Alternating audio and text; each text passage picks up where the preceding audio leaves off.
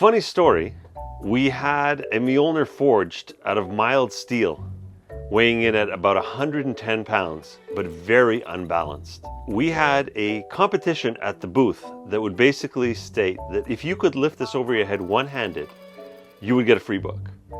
And we would get all of these really big gym monkeys coming by, and they were like, hey, we can lift, I bench 200, 300. How much is that? 110? Oh, no problems.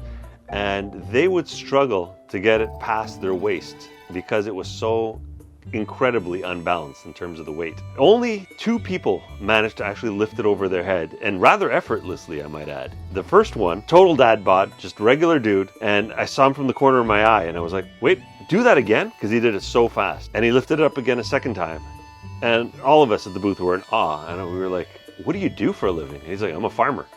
We're like, oh yeah, that makes sense. And the second time we were at Fan Expo in Toronto. A pretty husky guy comes by, but he's by no means chiseled. He picks it up over his head. We're like, what do you do for a living? And he's like, artillery regiment for the Armed Forces of Canada. That makes sense as well. Long story short, as to why we stopped bringing our hammer to the conventions, a really small, scrawny kid with pipe cleaner arms that came by one day, and he goes, so let me get this straight. If I hold the hammer over my head, I get a free book. And we're like, yeah.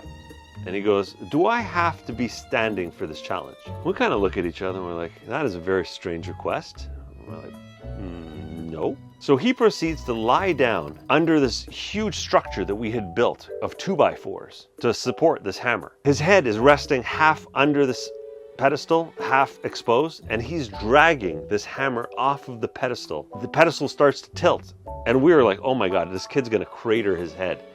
And 5 of us jumped in, grabbing the hammer at the last second, saving this kid from splattering his brains all over the convention floor. And that was the last time we ended up putting the hammer on display at a convention. So that is what happened to them.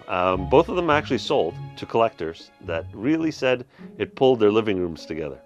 So that was really a nice finale, a capstone to those Mjolnir stories.